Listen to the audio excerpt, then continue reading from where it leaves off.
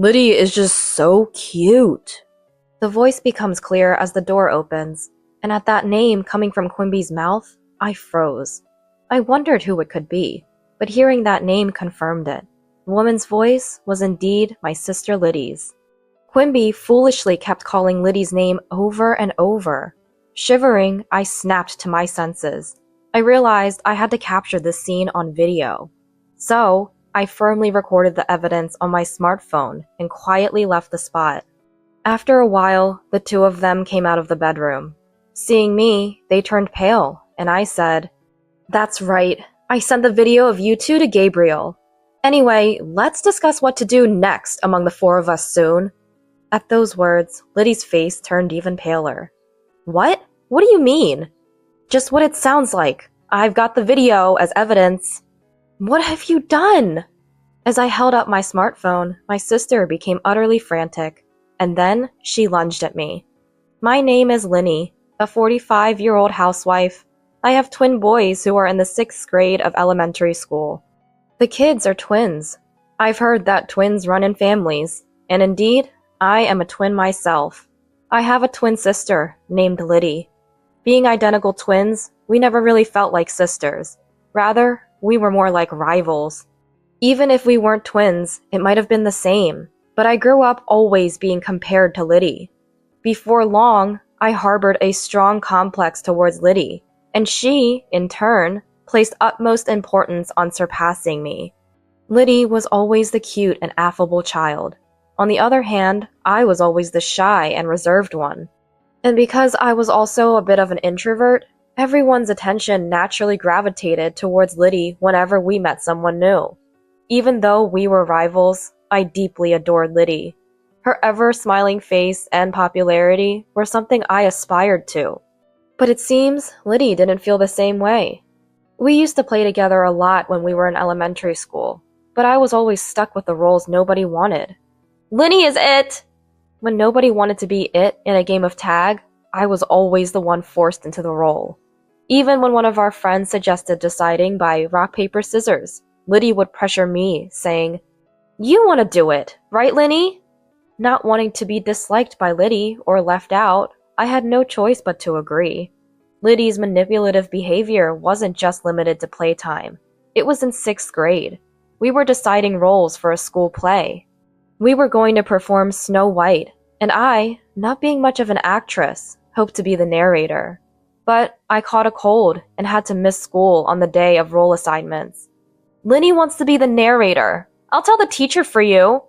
Liddy said she'd pass on my wishes, so I trusted her and felt relieved. However, when I returned to school after recovering, I was shocked to find out I had been cast as the lead role. "Why am I the lead?" I asked a friend in disbelief, and then came the unbelievable reply. "Liddy said you wanted to be the lead." "What? I didn't say that." "But it's already been decided." It seems that as we were entering puberty, no one wanted to take on the potentially embarrassing lead role of Snow White. So I, the quiet girl who was absent, was chosen. The teacher found it odd that I, usually so reserved, had expressed a desire to take the lead role. Did Linny really say that? The teacher had even checked with Liddy. "Truly, she wants to, but she's too shy to volunteer. Please, let this be an opportunity for Linny to shine." But Liddy recommended me as if it was all in my best interest. I cried, insisting I couldn't do it, and didn't want to. However, everyone else's roles had already been assigned. Chastised by teachers and parents alike, I somehow managed to pull through. Thanks to that effort, the play was a huge success. Teachers, parents, and friends all praised me. But amidst all this, only Liddy looked on displeased. Anyone could have done that. Getting all that praise for such a little thing is just silly. And so she began to openly resent me. That was the moment I truly felt Liddy's dislike. After that, she stopped inviting me to play. At first, it was painful. But once I realized I was no longer being forced into unpleasant roles, I made other friends and started enjoying myself. In middle school, many didn't even know Liddy and I were twins. We had become so distant, hardly speaking at school, and didn't look alike at all. We requested not to be in the same class, and I was enjoying my own life. But then, one day, as I was studying for high school entrance exams, Liddy approached me. Studying? Have you decided which high school you're applying to? Yeah, thinking of going for A high school. A high school was the newest and closest school to our house, boasting a competitive entrance difficulty. I had been working hard for 3 years because I really wanted to get into that school. But Liddy, unaware of my efforts, laughed when she heard my choice of high school. A high school? You've gotta be kidding, right? Why don't you just go to B high school with me? It sounds like you wouldn't even need to study much for that. Liddy always managed to bend me to her will, but I didn't want her dictating my choice of high school too. For the first time, I stood up to her. I've decided to go to A high school. You don't know if it's impossible for me. If you don't want to study, that's fine, but don't get in my way. I turned away from her and went back to my textbook. What? That tone to your older sister? Angered by my response, Liddy grabbed my textbook and threw it on the floor. What are you doing? Even if you study, it's a waste, you know. You're destined to be my slave and go to B high school together. That day, we ended up in a physical fight. Our parents came running when they heard the commotion and pulled us apart. But by then, my textbook was torn to pieces. But more than that, my heart was shattered by hearing Liddy's true feelings about me. To Liddy, I was just a convenient target for all the unpleasant things. Realizing that Liddy saw me as her slave was a clear awakening, but I didn't give up on studying. Fortunately, my parents contacted the school for me, and I got a new textbook. With my parents' support, Liddy no longer interfered with my studies, and I was able to dedicate myself to them and successfully got into my chosen school. As she had initially declared, Liddy barely studied for the exams and went on to B high school. Thus, we went to different high schools, pursued our education at different universities, and eventually started our careers. As an adult, I began living on my own. And that's when I met a man. He was my husband, Quimby. Quimby and I were hired at the same time and felt a closeness because we were from the same area. When he asked me out, I felt like I was dreaming. I actually like you, Linny. I'd be happy if you'd go out with me. Hearing those words made me incredibly happy. I had feelings for Quimby too, but I had never had the courage to admit such feelings openly. I wasn't pretty like Liddy, and having had almost no experience with love during my school days, I could hardly believe he felt the same way about me. I'd be happy to. Thank you. Being in a relationship for the first time made me feel overjoyed. Since we started dating, I've been doing my best to make him happy, cooking meals and preparing lunchboxes for him. Quimby started visiting my apartment more often, and we began a life almost like we were living together. Linny, I'll cook dinner tonight. But it wasn't just me doing things for him. Quimby was also very cooperative with household chores. Doing chores together was fun, and I began to think we could make a good married couple. 3 years into our relationship, we decided to get married. I was overjoyed and very happy about it, but there was one thing that worried me. You're a twin, right? I'd like to meet your sister. Quimby brought it up. During the 3 years we were dating, I had told him that I have a twin sister, but I had never introduced him to Liddy. I hadn't even told her about having a boyfriend. Since that big fight in middle school, there had been a deep rift between us. Yeah, that's right. But if we were getting married, it was inevitable that Liddy and Quimby would meet. The thought of how Liddy might scorn us made me anxious, but I knew I had to introduce them at some point. What? Married? Since when? And when I finally called Liddy, after a long time, she seemed surprised by my news and raised her voice. I had told my parents, but it seems Liddy hadn't heard about it yet. She sounded like this was news to her. Yeah, and I want to introduce Liddy to the man I'm going to marry. I'm busy, you know. Well, if you insist, I guess I could meet him. Liddy was as condescending as ever, so I asked her to make some time for us. Liddy hadn't changed since we were kids. I figured I had to be the adult and humble myself. We went back home to meet Liddy on her day off. Quimby suggested we all have a meal together with our parents, so we arranged to meet at a restaurant.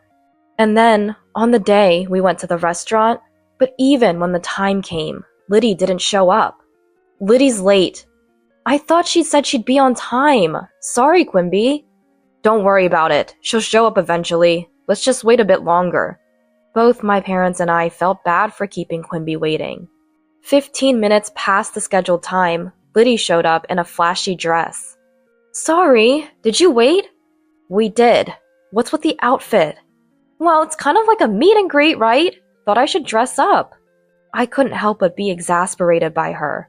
Not just me, but our parents just gave a wry smile. If she knew it was a meet and greet, I wish she hadn't been late without even messaging. Especially not for the sake of getting dressed up. Seemed immature for an adult. But wanting to keep the peace, I swallowed my words. We introduced Liddy and Quimby to each other. Wow, Linny, you've snagged a good-looking one. Working at the same place means he must be earning well. Liddy made several rude remarks to Quimby on their first meeting. What do you do in your free time? With Linny? No, before you started dating Linny. She grilled Quimby like it was a speed dating session.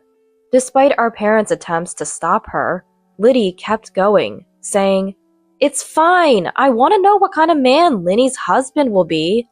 Quimby was gracious, saying, Don't worry about it, and entertained Liddy throughout. By the end of the meal, I was exhausted and sighing. However, it didn't end there. Liddy's quite the character, huh? Opposite of Linny. I always say we're the least alike twins ever. When I responded with a forced smile, Quimby said, Maybe you should take a leaf out of Liddy's book. She's always smiling, good at conversation, and cute. If I'd met her first. I was shocked at what he meant. I had told him about my discomfort with Liddy. To hear him say this, knowing that, was deeply shocking. Why don't you marry Liddy then? She even said you were handsome. When I snapped back like that, he hurriedly apologized. Sorry, it was just a joke. I'm glad I met Linny, and I don't have any special feelings for Liddy. Then you shouldn't say things that praise Liddy and put me down. It was a joke! Quimby apologized like that. I was shocked, but I wasn't going to call off our engagement over something like this. I just hoped he understood. Right after that, he said, But Liddy is a nice girl. It's not good to be jealous of your sister. Let's all get along as a family now. We're adults. Things are different than they were. I had my reservations, but I knew our parents wanted Linny and me to get along, but I wanted Quimby to be on my side. Why was he trying to bring me and Liddy closer? But it's not like we'd be interacting much anyway. Arguing seemed too troublesome, so I just nodded along to Quimby's words. A few days later, I got a message from Liddy. Isn't Quimby too good for you? Should I take him off your hands? I was chilled by her message. What are you talking about? I replied instinctively, and she called immediately. Just what I said. It's unbelievable someone as dull as Linny will get married before me. Liddy insulted me over the phone and laughed. He's high-earning and well-educated. Why not hand him over to me? We're twins. We've always shared everything. Don't say stupid things. I yelled back at Liddy. I couldn't stand Quimby being treated like an object, nor the notion that we had always shared everything. That's ridiculous.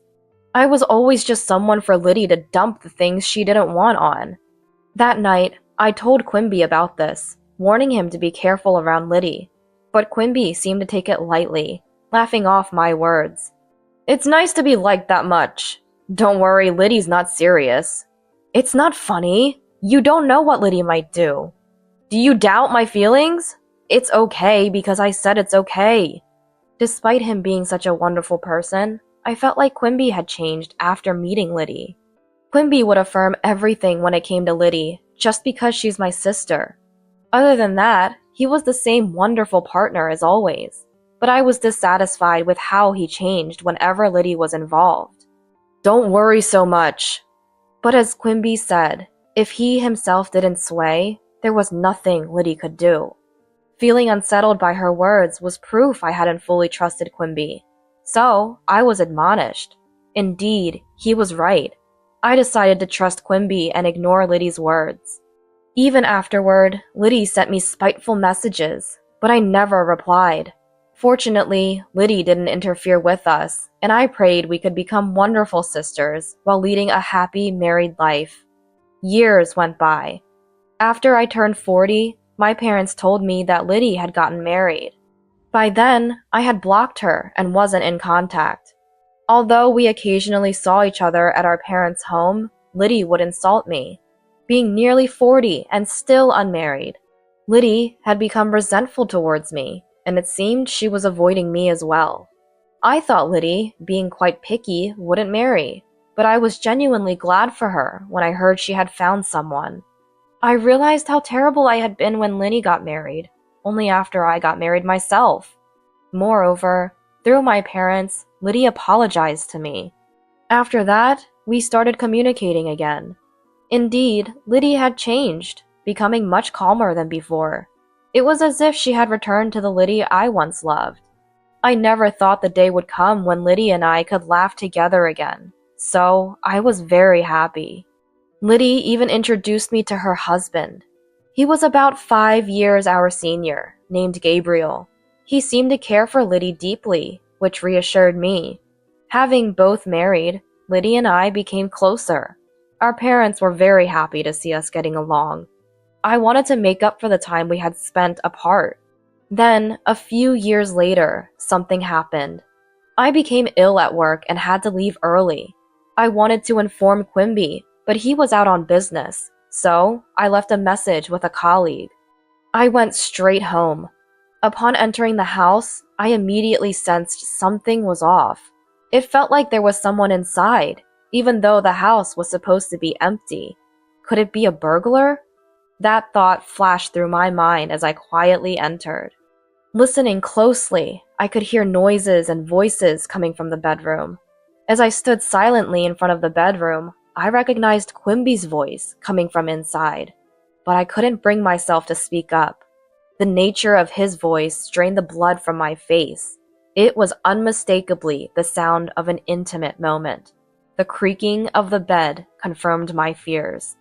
I didn't need to see inside to know what was happening, and my hands trembled. However, if Quimby was cheating, I had to catch him in the act. With that thought, I carefully opened the door with my smartphone in hand, ready to record. What I saw inside the bedroom was even more shocking. Liddy is really cute, isn't she? The voice became clearer as the door opened. Hearing Quimby say her name, I froze. Now that he mentioned it, the female's voice was indeed Liddy's. Quimby kept foolishly repeating Liddy's name. Trembling, I recorded the scene and quietly left. I sat in the dining area in shock for a while. I was supposed to be home early due to feeling unwell, but that shock made me forget my illness. Staring blankly at my phone, I just waited for this nightmare to end. Then, a few minutes later, the bedroom door opened. "I'll head back to work now, so lock up," said a voice. "Okay. It'd be nice if we could live together soon." Hearing this, I hurriedly stood up. Noticing the noise, Quimby and Liddy saw me in the hallway. "Linny, why are you here?" Quimby exclaimed, turning pale. "Why? This is my house, right? But why is Liddy here? Aren't you both supposed to be at work?" Liddy looked away for a moment, but then smirked defiantly. "Why do you think? You wanted it from my own mouth, didn't you?" "Liddy!" Quimby tried to stop her, but Liddy wouldn't be silenced. "I've always hated how you look down on me. Happiness and Quimby don't suit you. I'll take everything." With that, Liddy declared. I just smiled at her words. "Is that so? Then I'll give you Quimby." Liddy, but don't think you can take my happiness." Liddy seemed annoyed by my retort, glaring at me. To that, I continued, addressing her directly. "Yeah, I sent the video to Gabriel. Let's discuss this as a group of 4 sometime soon." Liddy's face turned pale instantly. "What do you mean?" "Just what I said. If you want Quimby, Gabriel should know about this, shouldn't he?" What have you done? Liddy lunged at me. Liddy, calm down! How can I calm down? Quimby tried to stop her, but Liddy was beyond reason. Just then, the smartphone inside Liddy's bag rang. At that sound, Liddy froze in place. Looks like Gabriel's calling, isn't it? Liddy, pale-faced, hesitantly looked at her bag, but there was no sign of her answering the call. In the silent room, only the sound of the phone echoed. After a while, it stopped ringing, and then my phone rang. See? Since Liddy didn't answer, now he's calling me. Linny, I'm truly sorry. Please forgive Liddy. Can you somehow cover for her with Gabriel? If not, Liddy will lose everything. Quimby started making statements as if to protect Liddy. Liddy, standing next to him, began to sob bitterly, as if she were the tragic heroine. What Quimby said made sense. Actually, Gabriel is not only Liddy's husband, but also the president of the company where she works. If Gabriel learns about Liddy's infidelity, divorce talks might start, and she might not be able to continue working at his company, especially now, during work hours. There's no room for sympathy, though it seems harsh. She did this knowing full well she could lose everything? I can't possibly cover for her. I said that.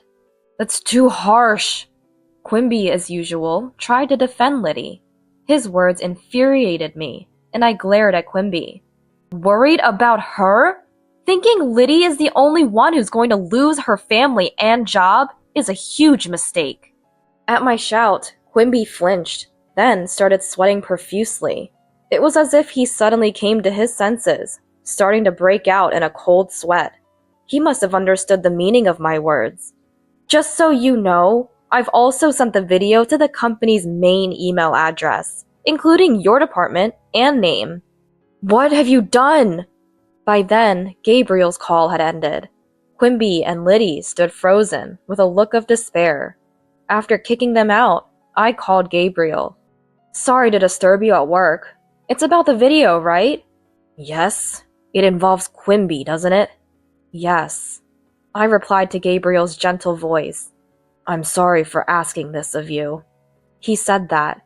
Actually, Gabriel had consulted me because he felt something was off with Liddy. It might have been plausible for the old Liddy, but the current Liddy truly loved Gabriel. I didn't think she would cheat, and I had conveyed as much to Gabriel. But just in case, he had asked me to gather evidence if Liddy did something questionable. That's why I think I was able to film calmly. Please, don't apologize. I'm glad I could capture evidence of Quimby's infidelity. If you hadn't asked me, I probably wouldn't have thought to do so calmly. I told Gabriel. It would be a lie to say I wasn't shocked. It's shocking enough to discover an affair, let alone with one's own sister. I had every right to be angry. My sons will be home soon, so let's talk another time. I told Gabriel and hung up. Tears flowed endlessly, but for my sons and for my own future, I knew I had to be strong. That day, I went about my usual routines, and when the kids had settled down for the night, Quimby came home. Were you with Liddy? I asked him, and Quimby, clearly in a bad mood, snapped back at me. I got called into HR because of you. The decision on my punishment will come later. What are you going to do about this? The way Quimby turned the blame on me, making me out to be the villain despite his actions, made me almost laugh. Crying over such a man was a waste of time. There's nothing to be done. Do as you please. You understand the situation, right? If we divorce, I'm taking the kids. Still want a divorce? His attempt to use our sons as leverage was pathetic, and I told him so. What are you talking about? You think you'll get custody after likely losing your job? Divorce is a foregone conclusion. Stop being ridiculous. Quimby had nothing to say. Of course. Getting caught in adultery during work hours? Dismissal seemed inevitable.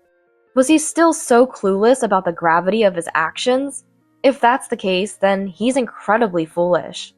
I'll be leaving tomorrow. Wait a minute. Can't we consider starting over? Can't you forgive just one affair? Quimby, now taking a submissive stance, began apologizing to the assertive me. One time? I asked back. According to Gabriel, Liddy's behavior had been odd for several months. Given Gabriel's job involves mostly being out for sales, there's a good chance she might have been returning home like this. Just one? Quimby responded weakly to my question, his eyes darting around. From the lack of confidence in his answer, it was clear it wasn't just once. It felt ridiculous to pursue it any further, so I dropped the subject. The next day, I told my sons about Quimby's infidelity. They are in 6th grade now, old enough to understand that hurting and betraying others is wrong. I apologized for having such a conversation at this sensitive time in their lives, and they said they wanted to talk it over alone and went to their room. After just a few minutes, they came out with their bags packed and said, "We're on your side, Mom." I couldn't help but cry. The boys laughed and comforted me as I apologized again. Then we went back to my parents' house. My parents were speechless when they heard about Liddy and Quimby's actions. Despite being happy that we had become close as sisters again, I felt sorry, but Mom apologized to me, crying, "Liddy hasn't changed after all.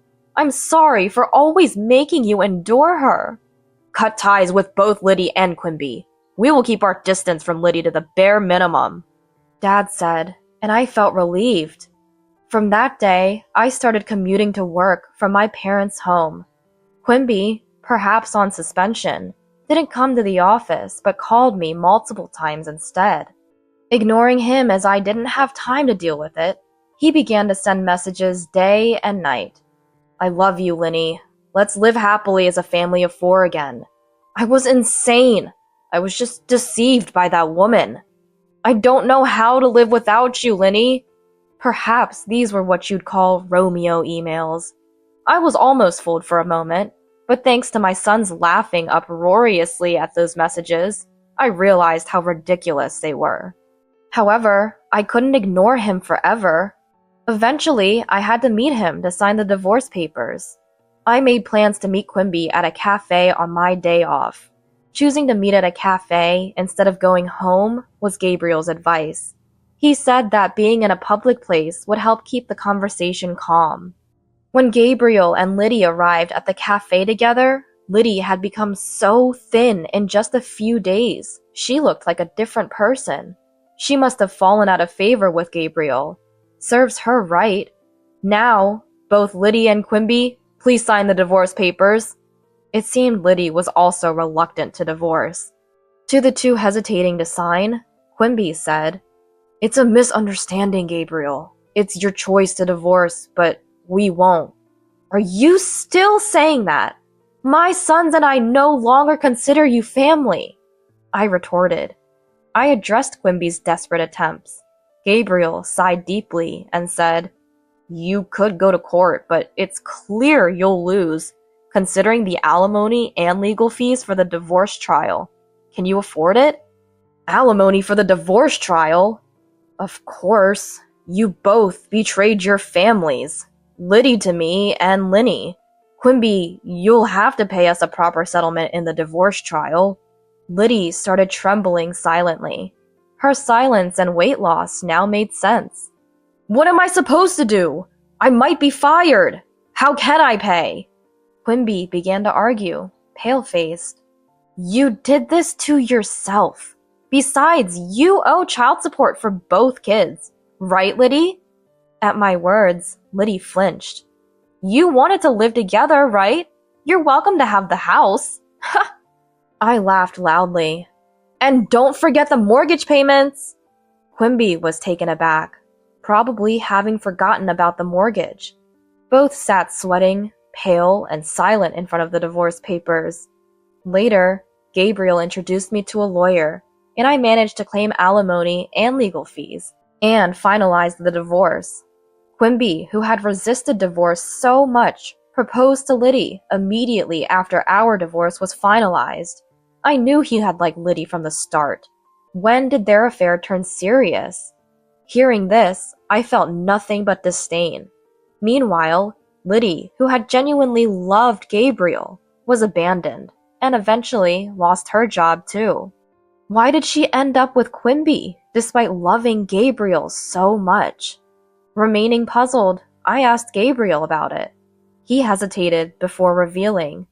Actually, she started complaining about you a few months ago. Really?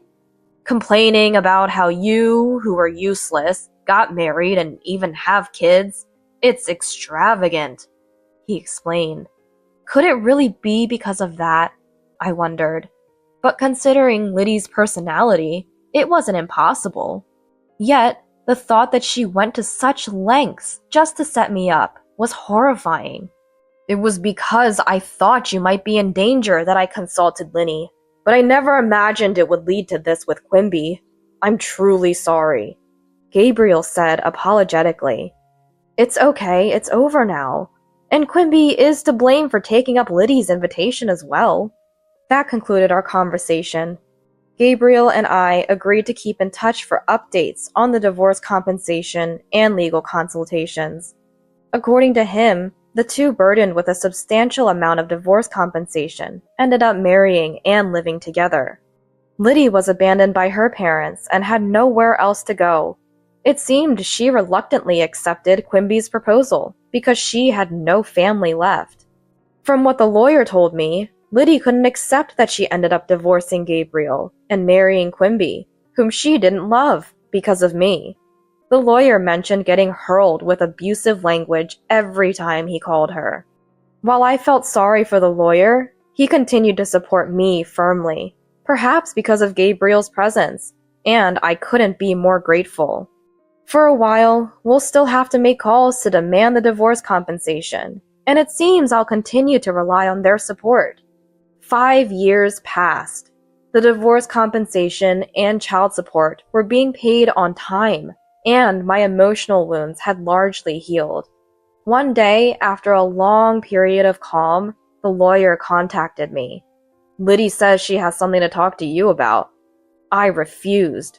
Knowing her, it would likely end up with her using me as a verbal punching bag for stress relief.